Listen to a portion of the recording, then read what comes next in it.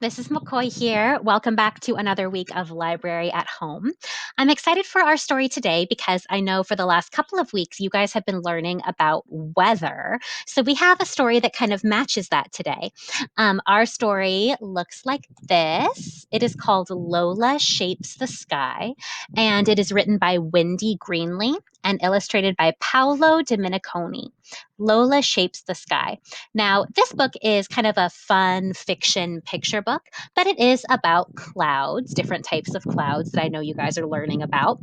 Before we read this book, I want to show you if you have access to Epic through your class. If you don't have it, just send me an email and I can add you to the library class. But if you do already have access to Epic, that is a great place not just for like fun fiction chapter books and novels and graphic novels to read. It also has tons and tons of nonfiction books. So I want to show you, since you guys are learning about weather, I'm going to show you a keyword search for weather and we'll see together what it comes up with. So we type in weather, and then I'm going to adjust it by age. So most of you guys are 8 and 9. I'll click on 9.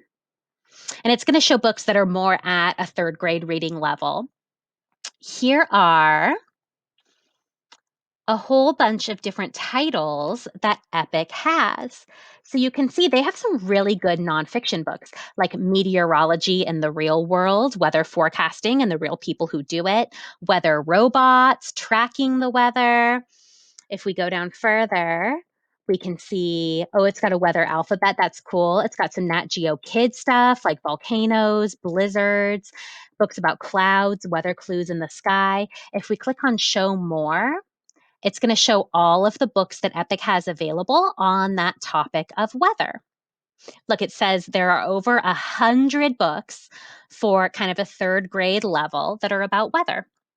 Pretty neat that we have this resource. I'll scroll down so you can see even more.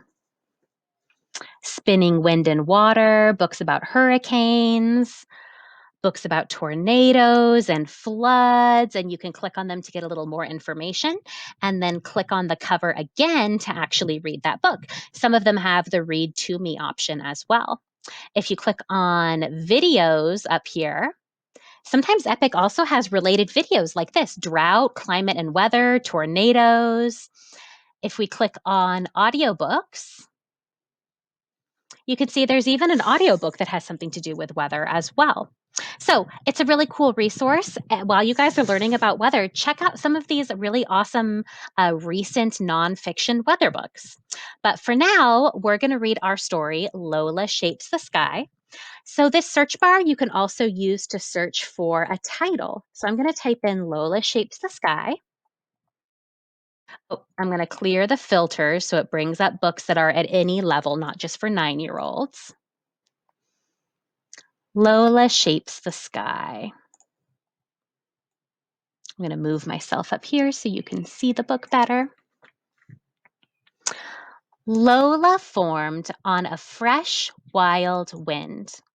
Her one-of-a-kind outline blew the other clouds away.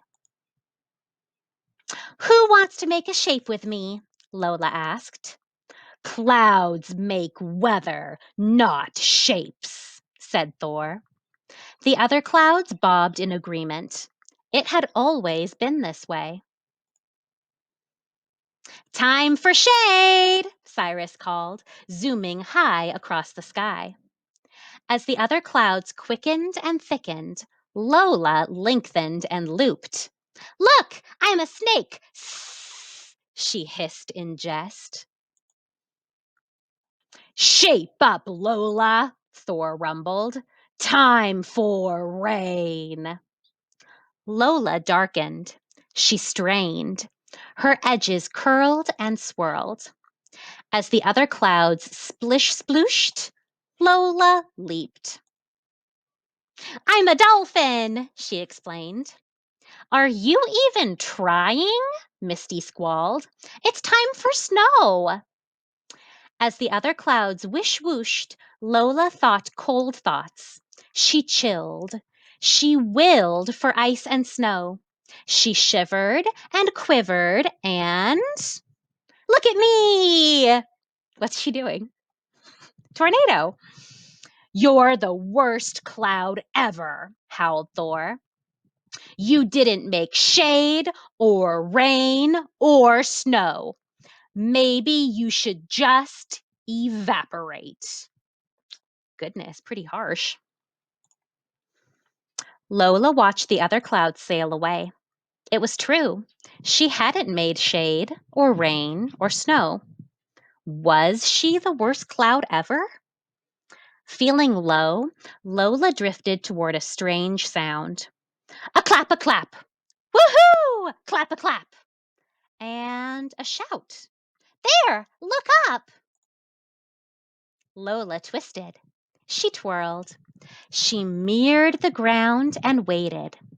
Faces beamed skyward. Lola steamed after the other clouds. I may not be a weather maker, she shouted, but I can be ferocious, humorous, gorgeous. Thor ballooned twice in size.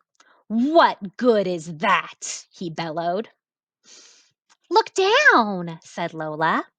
They're waiting for weather. Thor stormed off. Are you sure? Lola asked.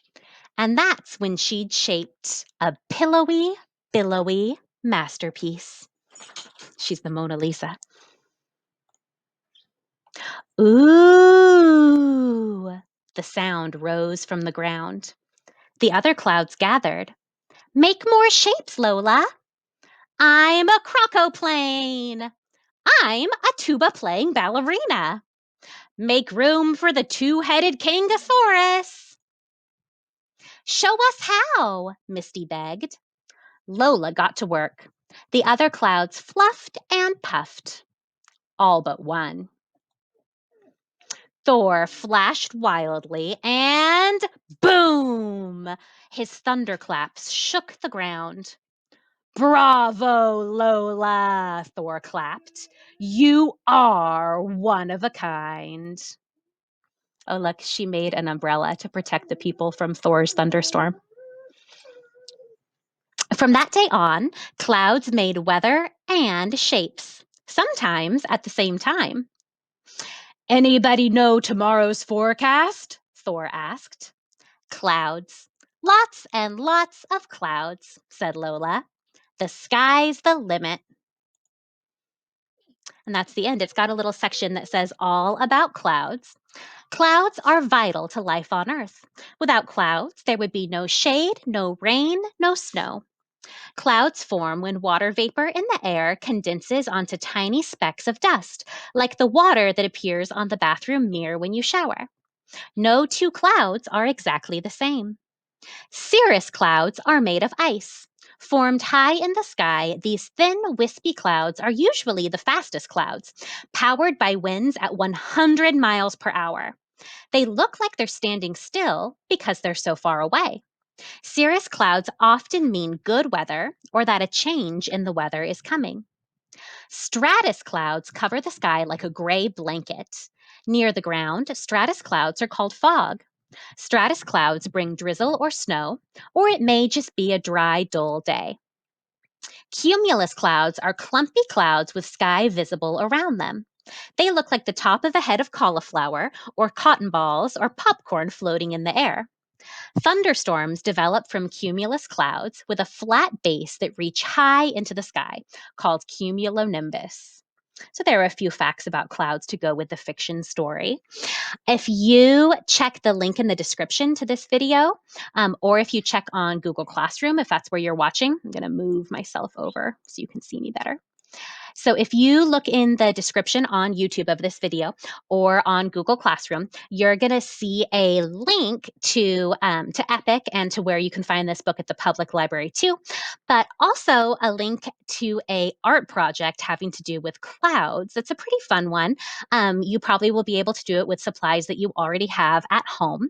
So if you do the art project to go along with this book and you want to show me, you can take a picture and email it to me, whitney.mccoy@smusd.org, or you can send it to me on Google Classroom as well.